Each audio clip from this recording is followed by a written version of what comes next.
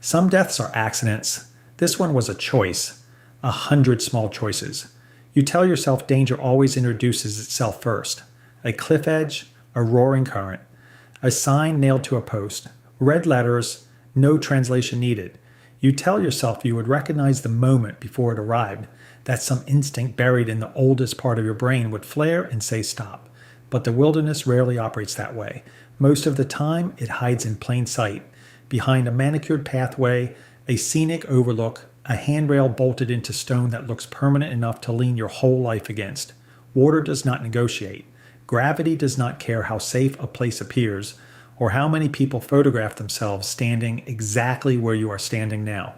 Nature is not malicious. It does not plan, and it does not punish. It simply waits, patient, indifferent. For the moment, confidence replaces caution. One decision becomes the next. A photo becomes a memory. A memory becomes a headline. And by the time anyone understands something has gone wrong, the mountain or the ravine or the railing has already finished making its decision for you. These are the warnings they ignored. This is preventable. A holiday like any other. Giancarlo Ziccari was 49 years old. Ilaria Biaggi was 25. They were Italian, they were tourists, and on the 4th of August 2024, they were doing something millions of travelers do every single year without incident, walking together toward a waterfall they had seen in photographs online, the kind of image that circulates endlessly across travel accounts, cropped and filtered until it looks less like a place and more like a promise a stranger made to them from thousands of miles away. For Giancarlo Ziccari and Ilaria Biaggi, their holiday outing would become a tragedy. They were staying at the Hum Saranam Hotel in Badaridi, a hillside town in Bali, Indonesia, surrounded by terraced rice paddies and the volcanic ridgelines that draw travelers from every corner of the world.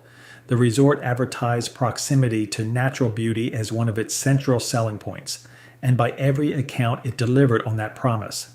Roughly 500 meters from where they slept, down a path worn smooth by years of foot traffic, sat Gajah Mas Waterfall, a modest cascade by Balinese standards, but a striking one, framed by dense jungle canopy and a constant curtain of mist rising off the rocks below. It was not a hidden place. It required no permit, no guide, no specialized equipment, no local knowledge passed down through generations of villagers who understood the terrain better than any map could show them. It was, by every visible signal, a place designed for exactly what Giancarlo and Ilaria intended to do there. Walk a short distance, stand near the edge, look out, and remember the moment. That is the first thing to understand about what happened next. Nothing about the setting suggested danger. The path had been maintained. The overlook had benches positioned for resting and for viewing. Someone, at some point in the site's history, had installed an iron railing along the edge of the viewing platform. A barrier meant to reassure visitors that this was a place where the ground simply ended and the railing began, and nothing beyond that boundary needed to concern them at all. Bali receives millions of foreign visitors every year, and a significant share of them now arrive chasing an image rather than an itinerary. A waterfall seen once on a screen, a swing suspended over a ravine, an infinity pool angled just right against the horizon. Sites like Gajah Mas exist inside that economy. They are built, marketed, and maintained to accommodate a volume of foot traffic that did not exist a generation ago, when these same waterfalls were visited mostly by locals, quietly, without fanfare, without a queue of visitors waiting their turn at the railing for the same photograph. The infrastructure supporting these newly popular sites does not always keep pace with the demand suddenly placed upon it. A viewing platform built for a trickle of visitors a decade ago now absorbs hundreds a day, each one adding incremental wear to materials never designed with that volume in mind. That reassurance, the bench, the path, the railing, would become the first link in a chain neither Giancarlo nor Ilaria could see forming around them. These are the warnings they ignored. This is preventable. When beautiful places lie.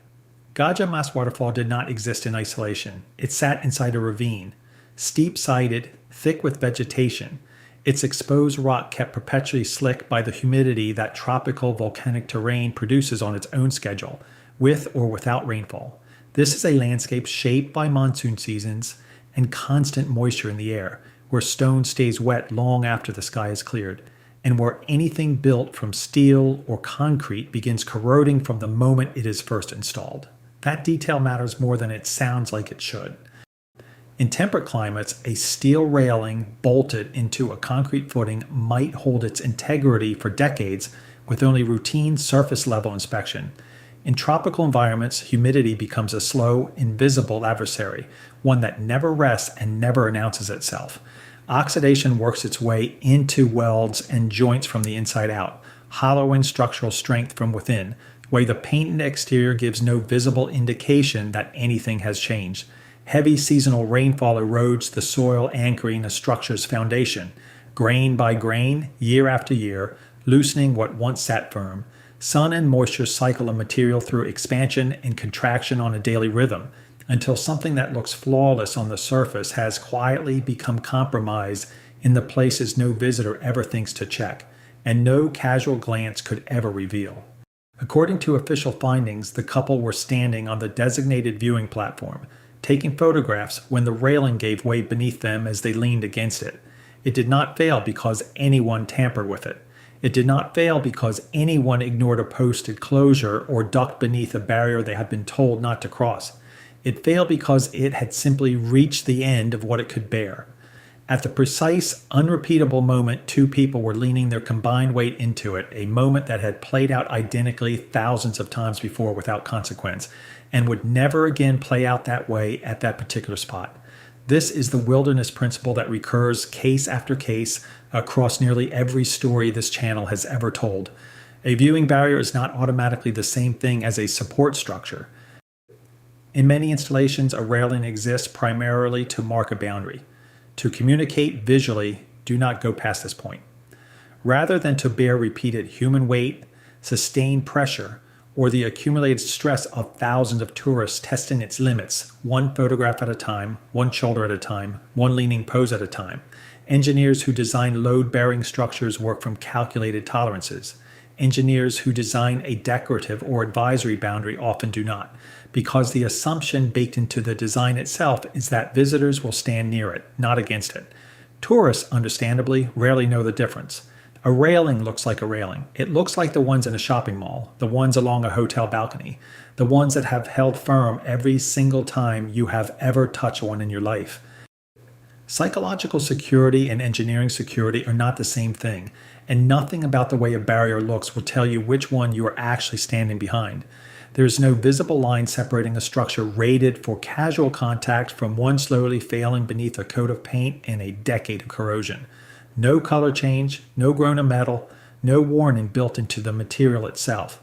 The overlook at Gajah Mas had done its job for countless visitors before that morning. It had held under the weight of hands resting along its length, shoulders leaning into it for a steady angle, elbows braced against it while a camera searched for the right composition. It had done exactly what it was supposed to do, every single time, right up until on one ordinary Sunday morning in a country thousands of miles from home, it did not. These are the warnings they ignored. This is preventable. The 100 small choices. No single decision caused what happened at Gajah Mas Waterfall. That is the uncomfortable truth sitting at the center of this case. And it is the same uncomfortable truth sitting at the center of most cases this channel investigates. There was no reckless stunt here. There was no ignored sign, no rope ducked under, no closure gate climbed over in search of a better view. What happened instead was smaller, quieter, and far more universal, which is exactly what makes it worth examining closely, sentence by sentence, decision by decision, the way an investigator walks a scene long after everyone else has gone home. Consider the sequence as it likely unfolded. They chose the overlook specifically because it offered a clean, unobstructed view for a photograph, a completely ordinary impulse, one shared by nearly everyone who has ever stood in front of a waterfall with a phone in hand, searching for the angle that will make the moment last long after the trip itself has ended. They stood close enough to the edge that the railing itself became part of the composition, part of the pose, something to lean into rather than something to stand politely behind at arm's length. This is not unusual behavior. It is, in fact, the default behavior of nearly every visitor at nearly every scenic overlook on Earth, repeated so many times, at so many sites, that it barely registers as a decision at all anymore. They rested their body weight against the barrier, Not aggressively, not recklessly. Simply the way people do when a railing is present and appears sturdy, and the moment calls for getting just slightly closer to the edge than pure instinct alone would otherwise suggest is wise. And underneath all of it sat an assumption so quiet that most people never notice they are making it at all. That visible infrastructure automatically implies structural safety. That if something has been built, installed, and left standing at a tourist site, it must have been engineered to hold whatever weight is placed against it. That the presence of a railing is, in itself, a kind of promise. A promise nobody signed. A promise no inspector guaranteed. A promise that existed only in the mind of the person standing beside it. Psychologists describe the mechanism underneath this as normalcy bias. Every prior visitor who leaned against that same railing and walked away unharmed reinforced invisibly the belief that today would be no different from yesterday.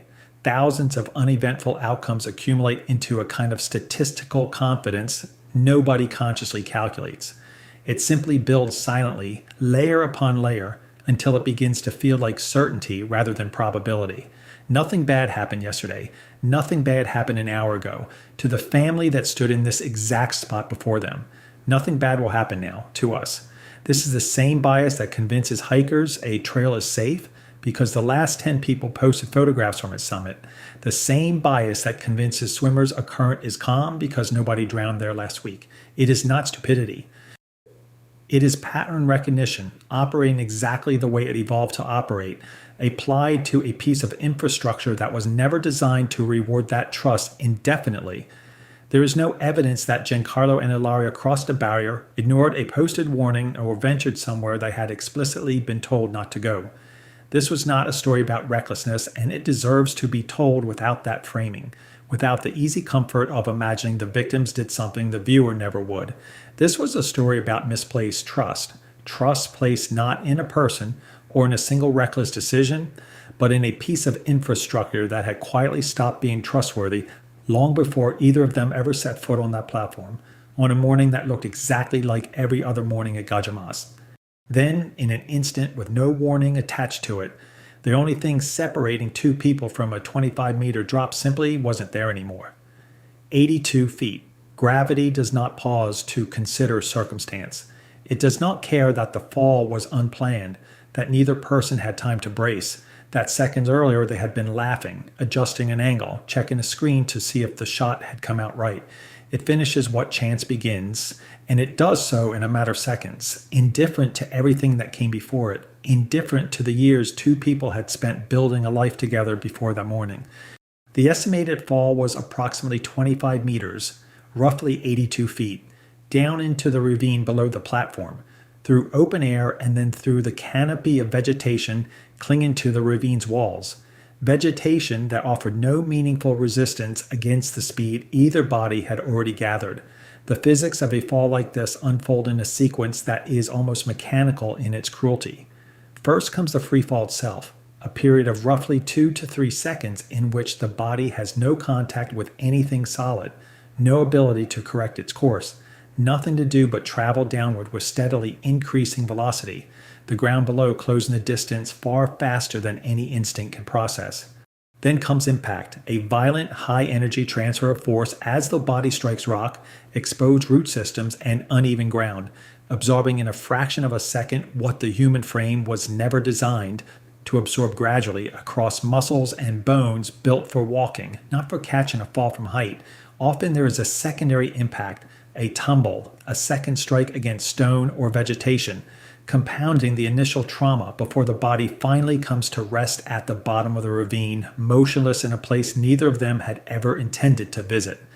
Internal injury in falls of this height is common and frequently catastrophic.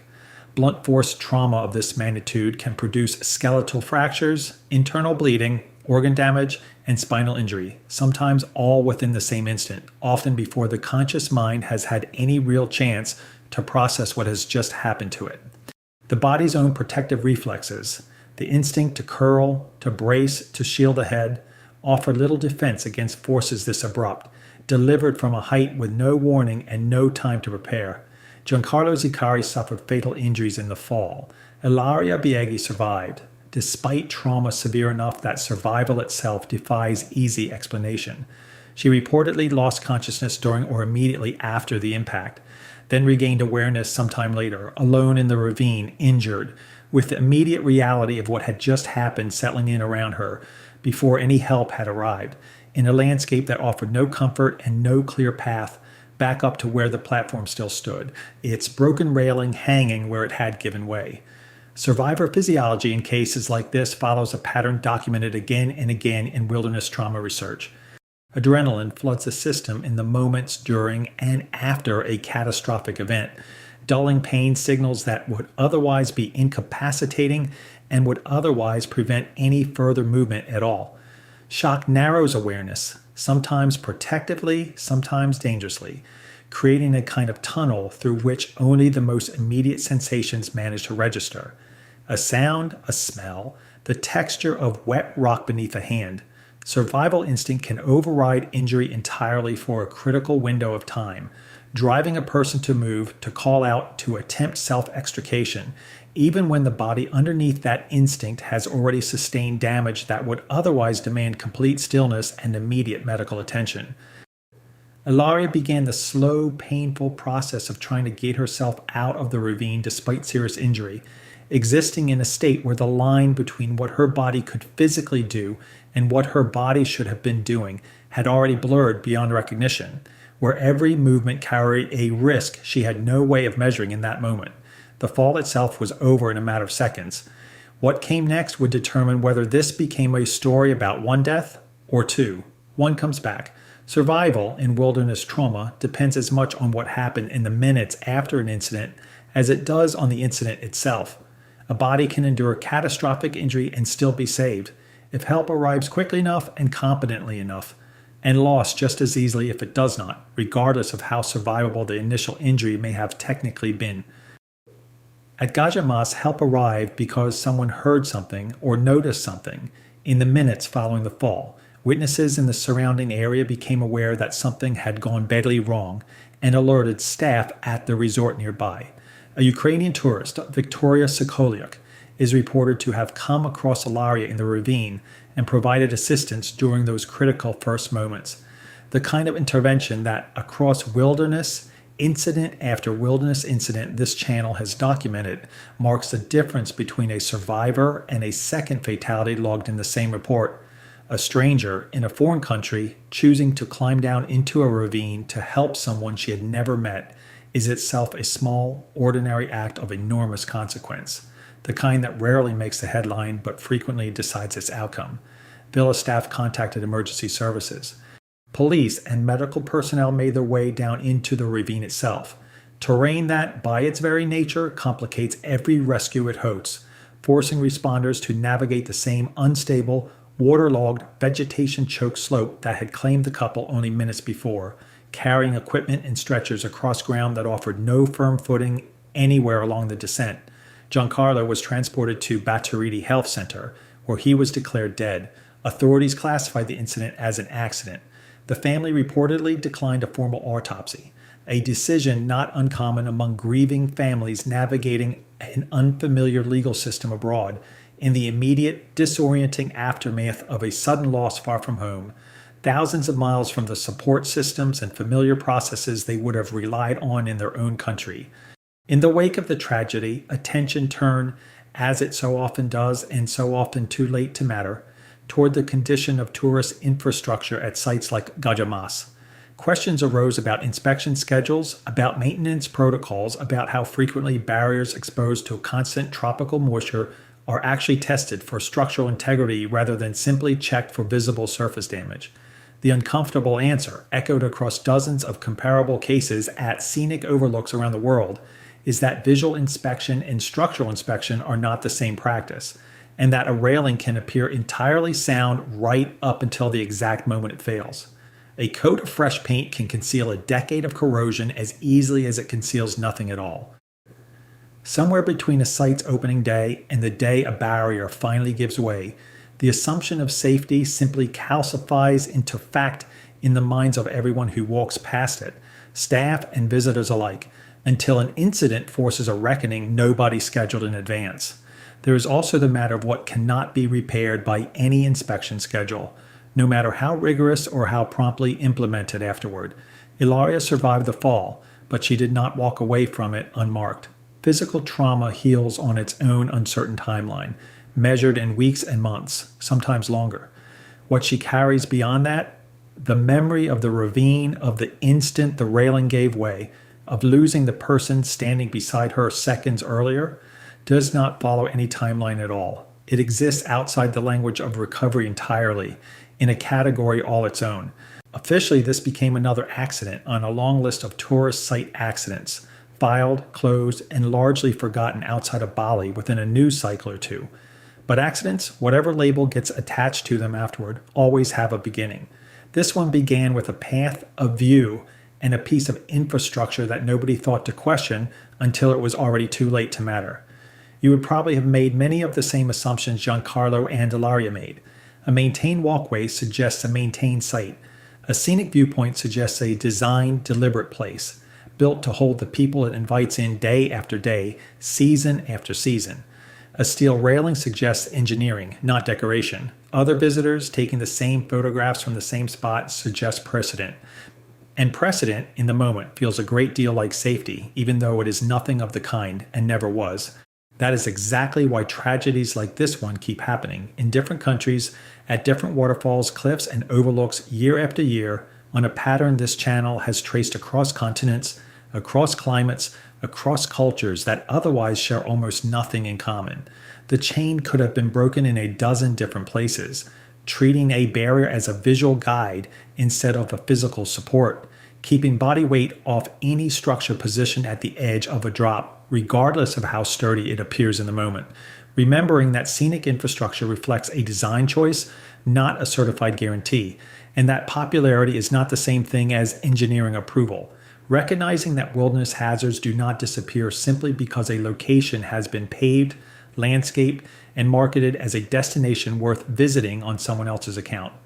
The ravine at Gajah Mas did not become less steep because a hotel stood 500 meters away from it. The rock did not become less wet because a bench had been placed nearby for tired visitors to rest on. The railing did not become stronger because thousands of people had already leaned on it and walked away unharmed. None of the surrounding comforts changed a single physical property of the structure that ultimately gave way beneath two ordinary people on an ordinary morning. Giancarlo Ziccari and Ilaria Biaggi set out that morning to preserve a happy moment together. Nothing more ambitious than that. Nothing reckless in the intention itself. Instead, one photograph became the dividing line between two lives, one that ended in the ravine below the platform and one that would carry for the rest of its length the memory of surviving it. Nature never promised that overlook was safe. It only waited, patient and indifferent the way it always waits, for ordinary confidence to become irreversible consequence. Because some disasters begin with a storm, others begin with a single hand resting on a railing that had already, quietly, stopped being able to hold it. And every step of it was preventable. If you've made it this far, consider subscribing. It might be the cheapest piece of survival gear you ever pick up. Want more preventable? These stories are next. Thank you for watching.